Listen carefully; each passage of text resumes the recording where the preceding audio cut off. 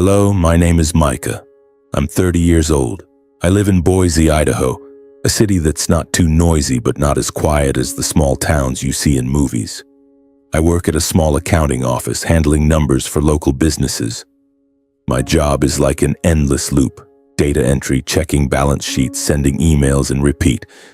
My life isn't much different from my work. Simple, steady, and to many people's eyes, probably boring. But I don't complain. I like stability. I like knowing that tomorrow will be like today, no surprises, no risks. Yet deep down, I always feel an emptiness, as if I'm living a life that doesn't truly belong to me.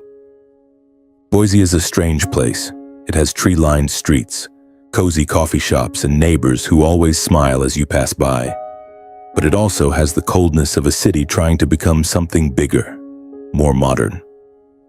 I live in a rented apartment in the West End, just big enough for a bed, a desk, and a few bookshelves filled with finance books I rarely open after graduating college. I live frugally not because I'm stingy, but because I always thought that one day I'd need that money for something big. I just don't know what that is yet. My family? Well, how do I put it? They're not like the families in toothpaste commercials, always beaming and hugging every weekend. My dad, Randall, is a tall man with a booming voice that makes you feel small. He's a real estate agent, but not the fancy kind with suits and ties. He's the type who'd convince you to buy a crumbling house with a friendly smile and a firm handshake. My mom, Cheryl, is the opposite. Sharp, quick-witted, and always knows how to get what she wants for the family. She's a homemaker, but I suspect she runs the household better than Dad runs his deals. Then there's Zachary, my younger brother. Zach is 5 years younger than me, but it's like he was born to be the center of attention. He's tall, handsome, with blonde hair and a smile that makes people trust him instantly. Zach never lacks friends, plans, or apparently money. He does something related to digital marketing.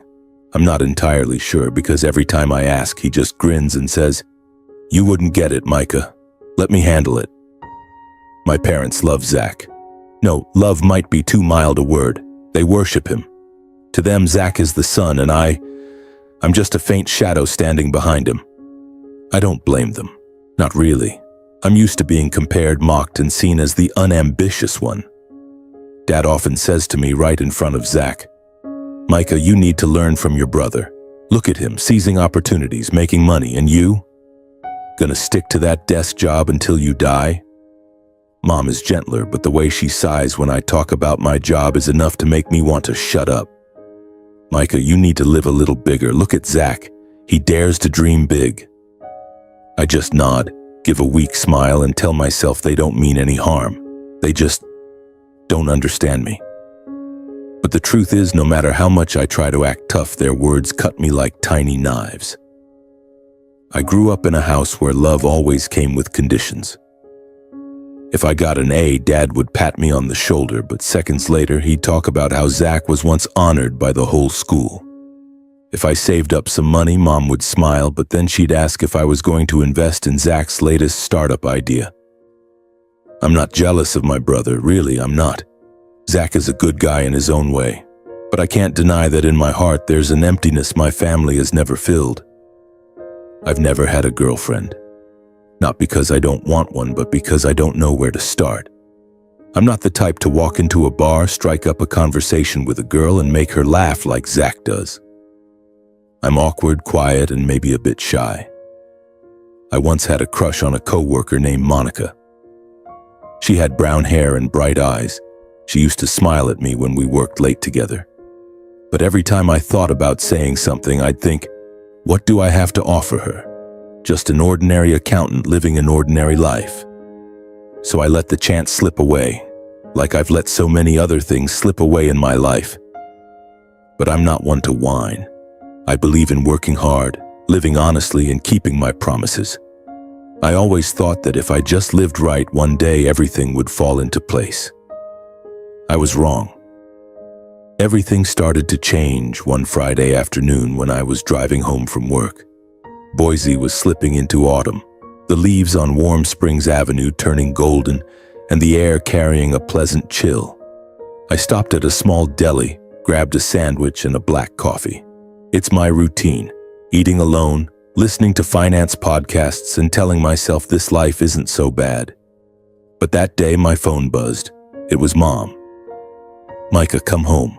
We need to talk to you," she said. Her voice was different, not the usual sarcasm, but something urgent.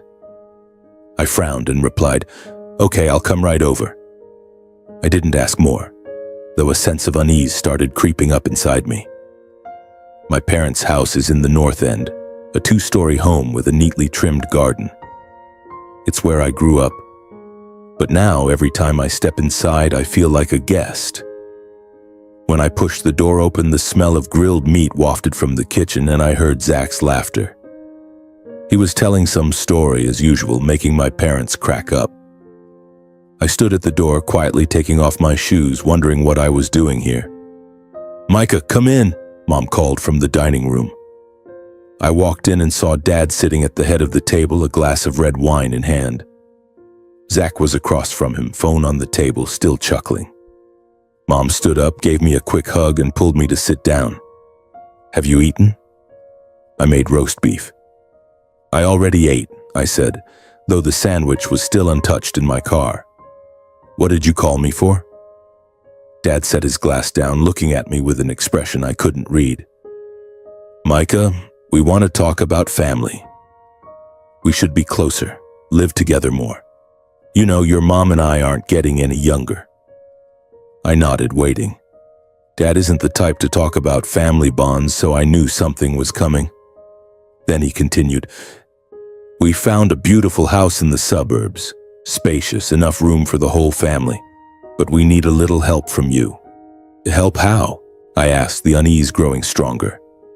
Mom jumped in, her voice gentle but persuasive. "Micah, you know we're not exactly flush with cash. But you're good at saving, right? If you chip in with us, we can buy that house. We'll all live together like a real family." I glanced at Zach. He was scrolling through his phone, but I knew he was listening. "How much is the house?" I asked. Dad answered immediately. "It's $600,000 total. We've got $350,000. If you contribute $250,000, we can buy it.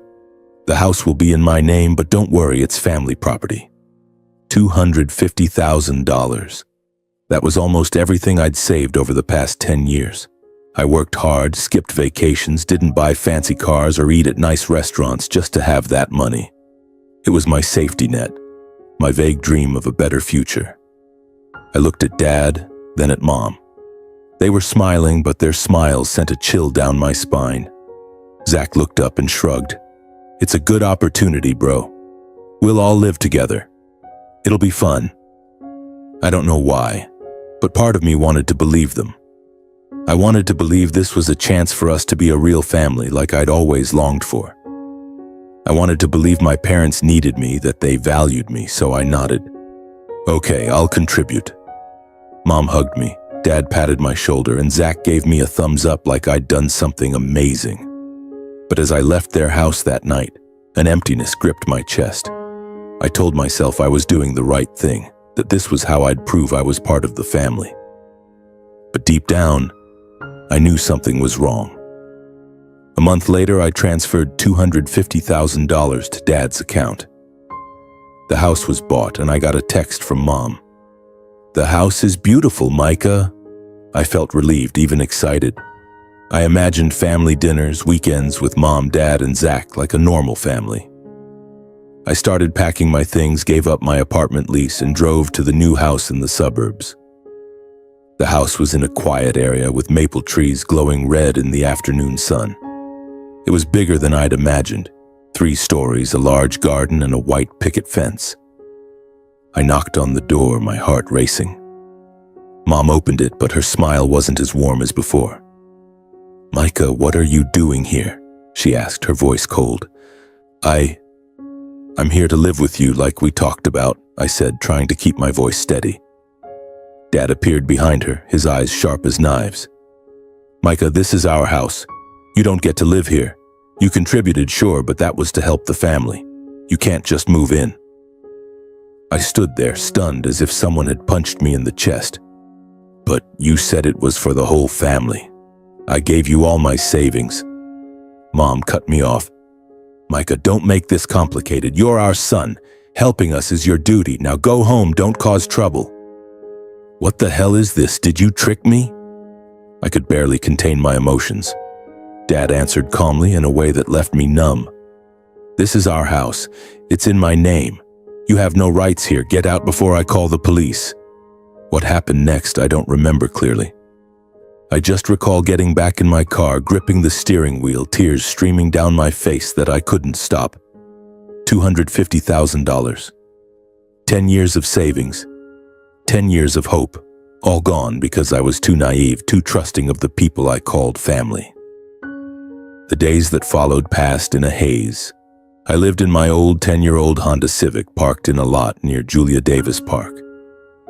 During the day, I still went to the office, typed on my keyboard, and responded to meaningless emails, but I was like a machine. My colleagues started noticing something was off. Monica, the brown-haired girl I once secretly liked, even asked, "Micah, are you okay? You look exhausted." I just gave a weak smile, shook my head, and said, "I'm fine, just having trouble sleeping." But I knew I wasn't fine. I had no home, no money, and worse, no trust left in anyone. At night, I curled up in the back seat of my car, draped in a thin blanket, listening to the wind whistle through the window cracks. I tried not to think about my parents, about Zach, about the house I'd poured my heart into. But every time I closed my eyes, I saw my father's cold stare, my mother's sharp voice, and Zach's carefree smile, as if none of it had anything to do with him. I kept asking myself, how could they do this to me? How could they turn me into a homeless man in the very city I'd lived in my whole life? Then one morning, as I sat in my car chewing on an expired protein bar and trying not to sink into despair, a knock on the window startled me. I looked up to see a man standing outside. He was about 60 with silver hair, wearing a worn gray suit, but his eyes were sharp, as if they could see through every secret. I rolled down the window, wary. "Micah?" he asked, his voice deep and steady. "Who are you?" I replied, my hand instinctively gripping the car keys, ready to drive off at any moment. "I'm a private investigator," he said, handing me a thick business card that read, "Private Investigation Services, Robert Klein. Someone wants to meet you. They say it's important." I took the card, staring at it as if it held the answers to the chaos in my mind. "Who wants to meet me?" I asked, my voice trembling slightly. "And why?" Klein shrugged, but his eyes never left mine. "I don't know the details. I was hired to find you and bring you to them. They're in Missoula, Montana. If you want, I'll take you there. If not, I'll report back that you declined. Missoula, Montana. Over 400 miles from Boise. I'd never been there, and I had no reason to trust a stranger who appeared out of nowhere. But then I looked around, at the cramped car, the scattered food wrappers, and my life now reduced to a few square feet. I had nothing left to lose. "Okay," I said, my voice hoarse. "I'll go." The journey to Missoula was a long, silent one. I followed Klein's black SUV down endless highways, through lush pine forests and misty mountains. My mind swirled with 100 questions. Who wanted to meet me? Why in such a faraway place? And why hire a private investigator to find me? I thought of my parents, but quickly dismissed the idea. If it was them, they wouldn't need to go to such lengths. They'd already gotten what they wanted from me. When we reached Missoula, dusk was settling in. The first lights of the city twinkled in the distance, but Klein led me down narrow dirt roads, far from the city center. The landscape grew wilder. Expanses of grasslands dotted with old wooden fences and scattered lonely houses. Finally, we stopped in front of a large iron gate, beyond which a road led to a sprawling ranch. A wooden sign hanging above the gate read Willow Creek Ranch. Klein motioned for me to get out of the car. "Go in," he said. "They're waiting. My job's done." Then he drove off, leaving me alone in front of the gate. I took a deep breath and pushed the iron gate open. The hinges creaked like a warning. The gravel path to the ranch was flanked by towering pine trees, their resinous scent filling the air. In the distance, I saw warm light spilling from a large log house, smoke curling lazily from the chimney. My heart beat faster. I didn't know what I was walking into, but this feeling, part fear, part curiosity, was the only thing that made me feel alive in weeks. As I approached the house, the front door opened. An elderly woman stepped out, her silver hair tied neatly back, her bright blue eyes gleaming under the porch light. She wore a thick sweater and jeans, but something about her told me she was more than just an ordinary farmer. "Micah?" she called, her voice warm but trembling, as if she'd been waiting for this moment for a long time. "Yes," I replied, my voice faltering. "Who are you?" She smiled, but it was a smile tinged with pain. "I'm Eleanor, your grandmother." She paused, looking at me as if memorizing every feature of my face. "And this is your home, if you want it." I froze, as if someone had slapped me hard across the face. My grandmother? I'd never met my grandparents. My father always said they died when I was young. I didn't even have a photo of them, no stories, no memories. "But Dad said you were dead," I stammered. A man appeared behind Eleanor. He was tall, lean, with a weathered face and eyes as sharp as Klein's, but with a gentleness I couldn't quite explain. He wore a flannel shirt and held a wooden cane. "Micah," he said, his voice deep and steady. "I'm Walter, your grandfather, and we have a lot to talk about." My grandparents' house was a magical place in a way I couldn't describe.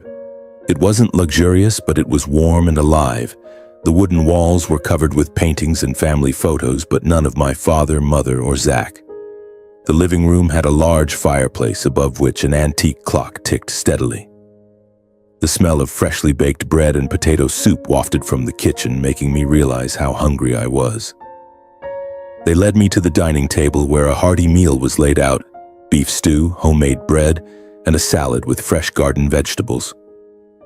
I sat down, but my mind was still reeling. Why are you finding me now?" I asked, unable to hold back. "Dad said you were dead. Why did he lie?" Eleanor placed her hand on mine, her warm, trembling touch grounding me. "Micah, my dear boy, I'm so sorry. Your grandfather and I have been looking for you for years, but we didn't know where you were. Randall, your father, he cut off all contact with us over 20 years ago." Walter cleared his throat, his eyes darkening. "Micah, there are things you need to know. But first, eat. You look like you're about to collapse." I wanted to protest, to demand answers right then, but the sincerity in their voices silenced me. I ate, and for the first time in weeks, I felt like I was truly alive. The meal wasn't just food, it was care, the kind of affection I'd longed for. After dinner, we sat by the fireplace. Walter began to speak, his voice low and heavy with pain. "Micah, your father, Randall, was once a son we loved dearly. But he changed. 25 years ago, when we still lived in Idaho, Randall deceived us. He said he needed money to start a business, to build a future for the family. We trusted him. We gave him our entire retirement savings, nearly $400,000, and the house we'd lived in our whole lives. But then Randall disappeared. He didn't repay a cent, didn't offer a single explanation. We lost everything." I sat there, stunned. The pieces of my life started falling into place. My father, the man I'd always tried to please, to prove myself worthy to, was a con artist. The $250,000 I'd given for the family house was just another of his schemes. "So why now?" I asked, my voice trembling. "Why find me now?" Walter smiled, but it was a sad smile. "Because we didn't want to lose you again. We hired a detective to track you, Zach and Randall. When we heard Randall had tricked you into buying that house, I immediately asked Klein to bring you here." Eleanor squeezed my hand tightly. "Micah, stay with us. You don't have to go back to Boise. You don't have to face them anymore. This is your home." I looked into her eyes, and for the first time in my life, I felt a sincerity I'd never gotten from my parents. But at the same time, anger surged within me. Anger at my parents, at Zach, at myself for letting them use me. And above all, I felt a spark of hope, small, fragile but enough to make me want to stay. "I'll stay," I said, my voice steadier than I expected. "But I want to know everything. I want to understand why things turned out this way." Walter nodded. "You will, Micah. But first rest. Tomorrow we'll start anew." That night I lay in the bed Eleanor had prepared for me. It was simple, with a thick wool blanket and a window overlooking the fields. The sound of crickets outside was like a lullaby, but I couldn't sleep. My mind still swirled with questions. The next morning, the smell of coffee and toast pulled me out of bed. I walked down the creaky wooden stairs, each step groaning under my weight. Eleanor was in the kitchen, wearing a green apron, stirring a pot of oatmeal. Walter sat at the dining table, reading a financial newspaper, his glasses perched low on his nose. The scene was so ordinary it felt surreal, like I'd stepped into a family portrait I'd never been part of. "Good morning, Micah," Eleanor said, smiling. "Did you sleep well?" "I'm not used to it," I replied, sitting at the table. "But thank you, Grandma. The room is cozy." Walter folded his newspaper and looked at me over his glasses. "Good. Today we begin. Are you ready?" "Ready for what?" I asked, a bit confused. He smiled, a hint of mischief in his eyes. "For your new life. You've lost too much, Micah. It's time to take back what's yours." I didn't know what he meant, but his gaze, sharp, determined, sparked something in me. For the first time in weeks, I didn't feel like a failure. I nodded, though I still didn't fully understand. "I'm ready." The first days at Willow Creek Ranch were a journey of discovery. The ranch was larger than I'd imagined, with sprawling grasslands, a small horse stable, and a vegetable garden that Eleanor tended with care.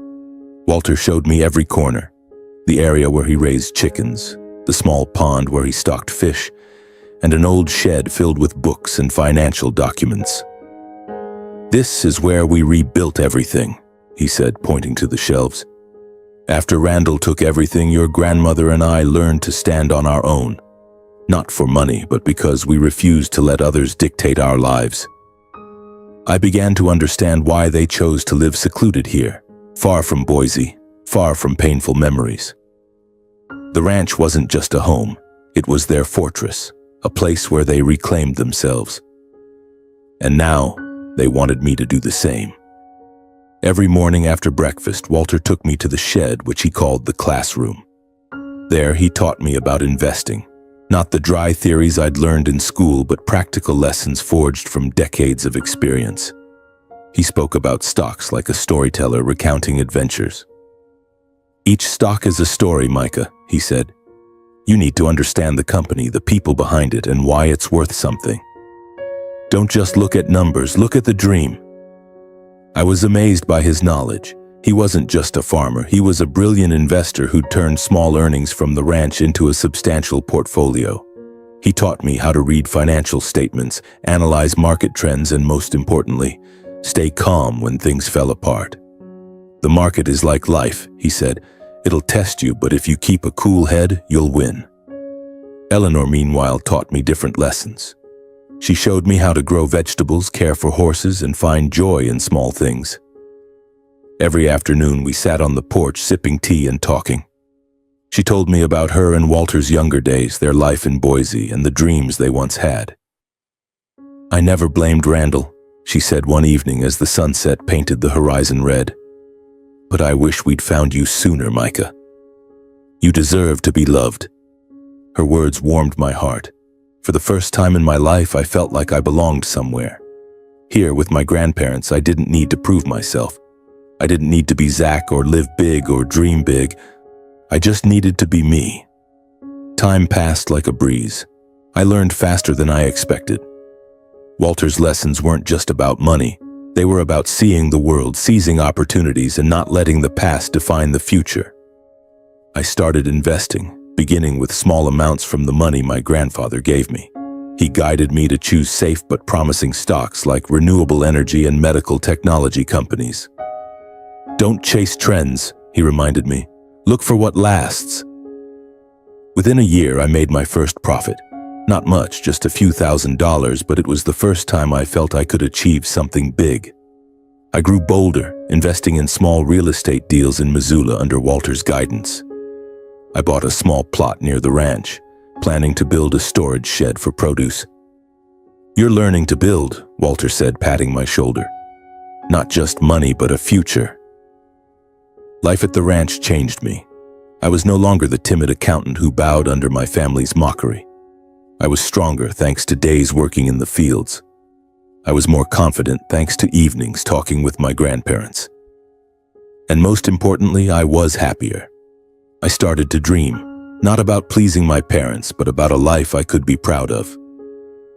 3 years later, I barely recognized myself. From a broke man living in his car, I'd become a successful investor. My portfolio was now worth over $1 million thanks to Walter's strategies and a bit of luck. I decided to return to Boise, not to confront my family, but to start a new chapter. I founded a small investment fund focused on tech and clean energy startups. I rented a small office in downtown Boise, hired a team of a few people, and got to work. The media took notice. An article in the Boise Business Journal called me an emerging star in the investment world. Financial magazines invited me for interviews and startups lined up for funding. I answered questions carefully, avoiding mention of my family. When a journalist asked about my background, I simply said, "I grew up in Boise, but I learned the most from the people who gave me a second chance." That was my way of honoring my grandparents without revealing the secret of Willow Creek Ranch. My success in Boise, while it filled me with pride, also brought a strange feeling. I had come a long way from the days of living in my car, from those cold nights with only the sound of the wind for company. But every time I looked in the mirror, I still saw traces of the old Micah, the timid accountant always trying to please others. I wondered if I had truly escaped my past or if it was just waiting for the right moment to pull me back. And then my past did return, in the form of my parents and Zach. One Wednesday morning, as I was reviewing financial reports in my office, my phone buzzed. The screen showed Mom's number. I hesitated, my finger hovering over the decline button, but I answered. "Micah, my boy." Her voice came through so sweet it gave me goosebumps. "I heard you're doing really well. Your dad and I are so proud of you." I stayed silent, waiting. I knew she wasn't calling just to praise me. "What do you want, Mom?" I asked, my voice colder than I intended. She paused, then sighed as if I'd hurt her feelings. "Micah, why would you say that? We just want to see you, to talk like a family. You're so busy, we barely have time together anymore." "I'm busy," I said, trying to keep my tone steady. "If you have something to say, just get to the point." "All right," she replied, her voice turning serious. "Your dad and I are getting old, Micah. We don't have much time left. We just need a little help, a small amount to live more comfortably. And Zach, your brother, he's working on a big startup project. He needs your support." I let out a dry laugh, not out of amusement, but because I couldn't believe their audacity. "Mom, I gave you and Dad $250,000 3 years ago. And what did I get? A night sleeping in my car. You took all my savings. I don't owe you anything anymore. Don't bother me again." As soon as I finished, Mom started crying, but I knew it was an act. "Micah, you can't turn your back on family. We're your blood. You're so successful now. Can't you help us just a little?" I hung up, my heart pounding. But that was just the beginning. In the days that followed, my parents and Zach started showing up everywhere. One afternoon, as I was eating a sandwich at a cafe near my office, Zach walked in, his smile as dazzling as ever, as if we'd never had a falling out. "Hey Micah, long time no see," he said, sitting across from me without asking. "I heard your investment fund is making waves. I'm proud of you, man." "Zach, get to the point." I cut him off, not bothering to look up from my plate. "What do you want?" He shrugged, feigning hurt. "Why so cold, bro? I just wanted to apologize for the house thing. I didn't know Mom and Dad would do that. But you're doing fine now, right? I've got a startup idea, just need $50,000 to get it off the ground. Can you help me out?" I looked straight into Zach's eyes. He was still handsome, still had that smile that made people want to trust him, but I wasn't the Micah from 3 years ago. "Zach, You know why I don't trust you. I don't owe you, and I'm not giving you any money." Zach narrowed his eyes, his smile fading. "You've changed, Micah. You think you're better than us just because you've got money now? Mom and Dad were right. You're ungrateful." He stood up and left, but his eyes, a mix of anger and greed, sent a chill down my spine. My parents were worse. They started showing up at my office, standing in the lobby, demanding the receptionist let them see me. One time, Dad showed up in a worn-out suit, his hair disheveled, but his eyes as sharp and cold as the day he kicked me out of the suburban house. "Micah, get out here and talk to me," he shouted, making my employees exchange nervous glances. I led him outside, trying to stay calm. "I raised you, put you through school, and this is how you treat me?" he said, jabbing a finger into my chest. "Who do you think you are? Some self-made millionaire? I'm your father, Micah. You don't get to turn your back on me." "I gave you and Mom $250,000, I replied, my voice trembling with anger. "I lost everything. You have no right to ask for more." He smirked, his voice dripping with sarcasm. $250,000? You think that's enough? You've got millions now, Micah. Don't be stingy with your family. I turned away, refusing to respond. But every time they showed up, I felt myself being dragged back into the dark hole of my past. I tried to keep my distance, but out of some lingering sense of duty or maybe weakness, I agreed to send them $2,000 a month. I thought it would make them stop, that it would buy me peace. I was wrong. Things got worse one evening when I got a call from Eleanor. Her voice over the phone was still gentle, but this time I heard a tremor I hadn't noticed before. "Micah," she said, hesitating, "your parents came to the ranch last week." I froze, feeling as if someone had doused me with ice water. "What did they do there?" I asked, my voice hoarse. She sighed, her voice heavy. "They found out we're here. You mentioned the ranch in an interview and they tracked us down. They stood at the gate yelling, demanding to see me and your grandfather. Randall said we owed him, that we were hiding assets, that he had a right to take back what's his. Cheryl tried to sweet-talk us, saying they just wanted to reconcile the family. But I know they only want money." I gripped the phone tightly, anger rising like a wildfire. I remembered the Boys Business Journal interview where I'd carelessly mentioned the ranch in Missoula as my inspiration. I thought it was a small detail, a way to honor my grandparents. I never imagined it would lead my parents to their doorstep. "What else did they do?" I asked, trying to keep my voice steady, though my heart was pounding so hard I could barely breathe. "Your grandfather went out and told them to leave," Eleanor said, her voice trembling. "He stood at the gate, holding his cane, saying they weren't allowed in. Randall shouted, called your grandfather a liar, said he abandoned him. Cheryl stood behind crying, saying they just wanted us to make peace. They stayed for hours, Micah, until it got dark. Your grandfather had to call the local police to make them leave." "Did the police do anything?" I asked, my voice shaking with anger. "No," she said, her voice dropping. "They just told your parents to leave, but there was nothing serious enough to arrest them for. But they haven't stopped, Micah. They call every day, send letters to the ranch. Yesterday I got a letter from your mother saying if we don't give them money, they'll make a big deal out of it. I don't know what they're planning, but I'm worried. Your grandfather, he's not as strong as he used to be. I'm afraid they'll do something to hurt him." I sank into my chair, feeling like the world was crumbling again. The image of Walter, the man who taught me to rise from ashes, being harassed by my parents, was unbearable. "Grandma," I said, my voice trembling but resolute, "I'll come back to Missoula this weekend. I'll handle this. I promise." Eleanor was silent for a moment, then said, "Micah, be careful. I don't want you to get hurt again." I hung up, stood and looked out my office window. Boise's streetlights flickered, but they no longer felt safe. I knew this battle wasn't over. My parents and Zach had caught the scent of money, not just from me, but from my grandparents too. And when greed drove them, they wouldn't stop, not for family ties, but for their own selfishness. I decided to hire a lawyer to explore legal options. I wanted to protect my grandparents, but the lawyer said that unless my parents or Zach did something clearly illegal, we couldn't do much beyond a restraining order. "They're clever," the lawyer said. "They know the limits of the law and are exploiting them." The feeling of helplessness made me want to scream. I'd built a new life, a future I once thought impossible, but my family still found ways to drag me back into the darkness.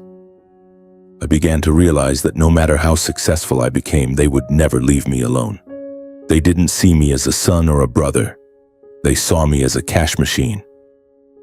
On Friday evening, I started packing my things in my small Boise apartment. A small suitcase, a few sets of clothes, and a notebook where I'd jotted down Walter's investment lessons. I was checking my car, making sure the tank was full and the tires were good when my phone buzzed.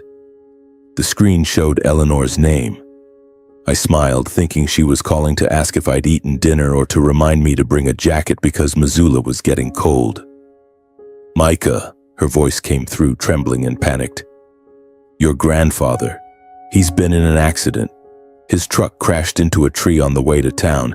He's in the Missoula hospital in critical condition. Can you come right away?" I felt the blood drain from my body, my hands shaking so badly I nearly dropped the phone. "An accident? How is he, Grandma?" I asked, my voice breaking. "I don't know, Micah," Eleanor choked out. "The doctors say he has severe head trauma. They're trying to save him, but I'm so scared. Please come quickly." I don't remember how I responded. I only remember throwing my suitcase into the back seat, jumping into the car, and speeding off. The drive from Boise to Missoula had never felt so long.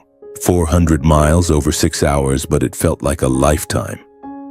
I floored the gas pedal, racing down dark highways, my headlights cutting through misty pine forests. Images of Walter flashed in my mind, him smiling as he taught me to read financial statements, patting my shoulder when I made my first profit, standing on the porch with his wooden cane telling stories of his youth. I couldn't lose him. Not now, not when I'd just found him. When I reached the Missoula hospital, it was late. The hallways were cold, reeking of antiseptic. I found Eleanor in the waiting room, her trembling hands clutching a handkerchief. She looked smaller than ever, her face pale, her eyes red and swollen. When she saw me, she stood and hugged me tightly, but I could feel the desperation in her embrace. "Grandma, how is he?" I asked, though part of me dreaded the answer. Eleanor shook her head, tears streaming down her cheeks. "Micah, your grandfather. He didn't make it. The doctors said he had severe brain trauma. They did everything they could, but he passed away an hour ago." I stood frozen as if the world had collapsed. "No," I whispered, shaking my head. "No, that's not possible. I talked to him yesterday. He was going to teach me about hedge funds." Eleanor took my hand, her voice choked with grief. "I know, my boy. I don't want to believe it either, but he's gone. He went peacefully, Micah. He loved you so much." I sank into a chair, my mind blank.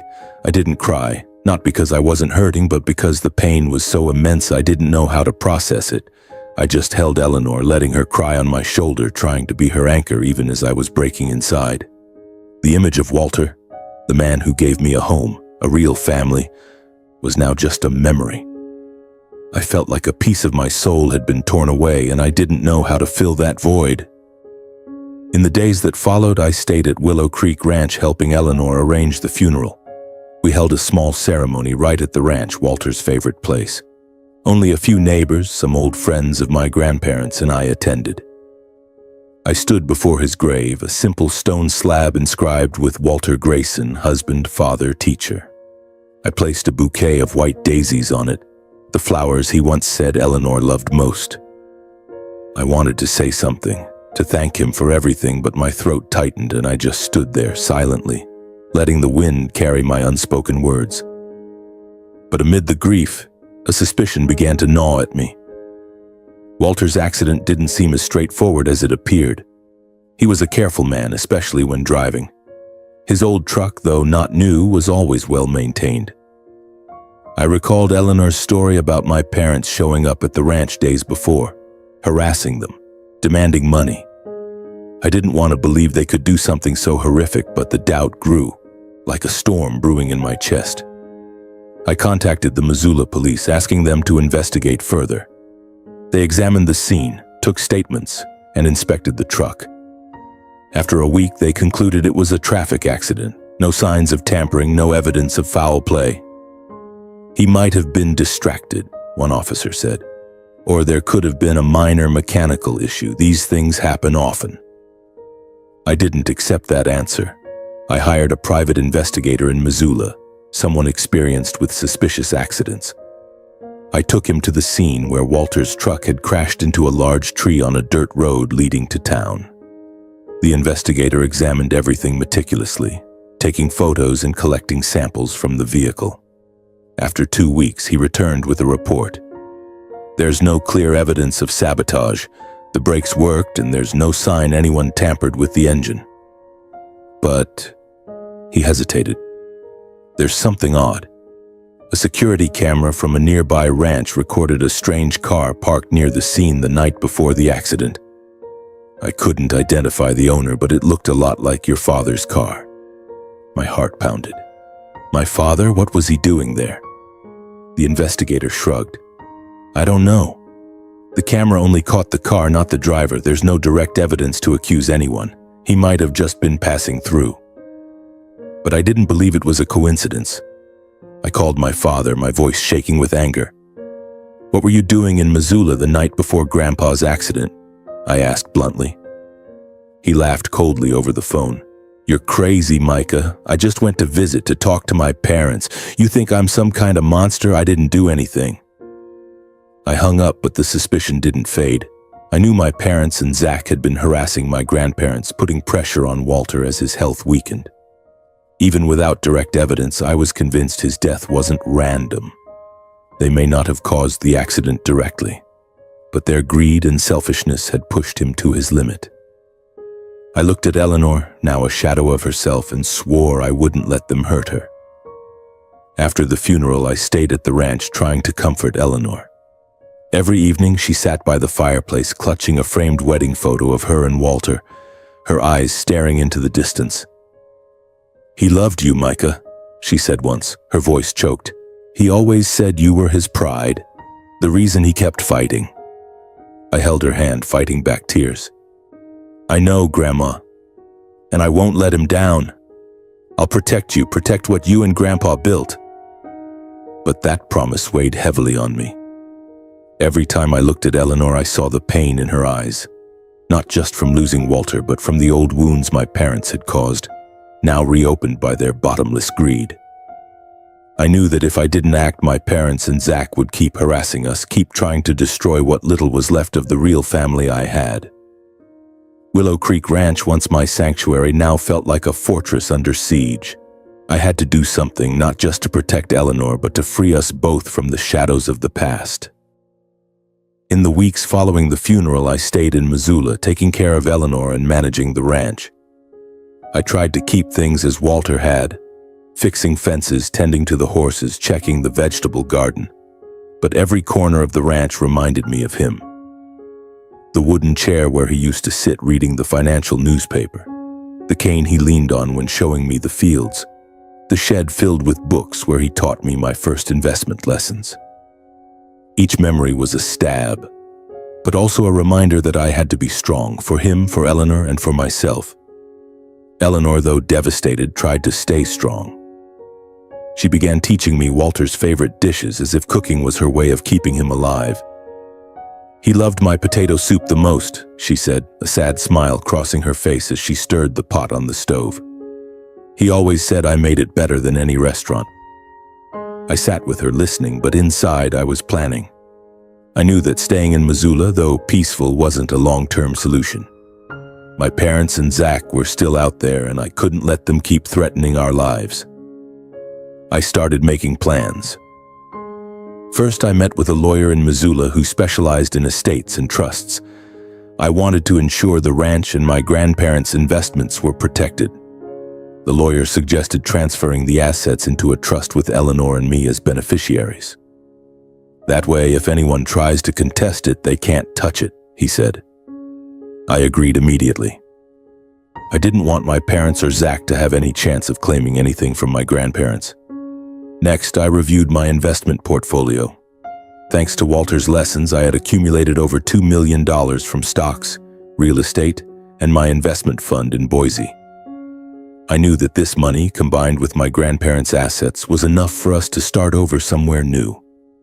But I didn't want to just run away. I wanted to build a meaningful life, one Walter would be proud of. I sat down with Eleanor and shared my idea. "Grandma," I said, my voice trembling, "I think we should leave here. Not because I want to abandon the ranch, but because I want to protect you. My parents and Zach won't stop. I want to take you somewhere they can't find us, where we can live in peace." Eleanor looked at me, her eyes glistening with tears. "Micah, I don't want to leave this place. It's where your grandfather and I rebuilt everything, but..." She paused, taking a deep breath. "If it's the way to keep you safe, to protect what your grandfather left behind, I'll go." I took her hand, feeling a weight lift off my shoulders. "I promise, Grandma. We'll find a new place, somewhere we can be happy." After many sleepless nights, I decided Europe would be our destination. I'd read about small coastal towns in Italy and France, where life was slow, peaceful, and no one would know who we were. I contacted an immigration consultant asking about options in Italy. They suggested a small town called Positano on the Amalfi Coast, with cobblestone streets, pastel-colored houses, and shimmering blue seas. "It's like a painting," the consultant said. "Hardly anyone will find you there." I began selling assets. First was Willow Creek Ranch. I didn't want to let it go, but I knew keeping it would only invite more harassment from my parents and Zach. A young family in Missoula bought the ranch, promising to care for it as my grandparents had. I sold my stake in the Boise Investment Fund, handed operations to my team, and transferred my investments to a European account. Each step felt like cutting away a piece of my past, but also like gaining more freedom. As I expected, my parents and Zach didn't sit still. When they heard I was selling the ranch, they showed up in Missoula, standing at the gate, yelling to see me. "Micah, you can't do this," my father roared over the phone when I refused to meet him. "That's family property. You have no right to sell it." "Family?" I replied, my voice calm but icy. "You and Mom took everything I had. I don't owe you anything."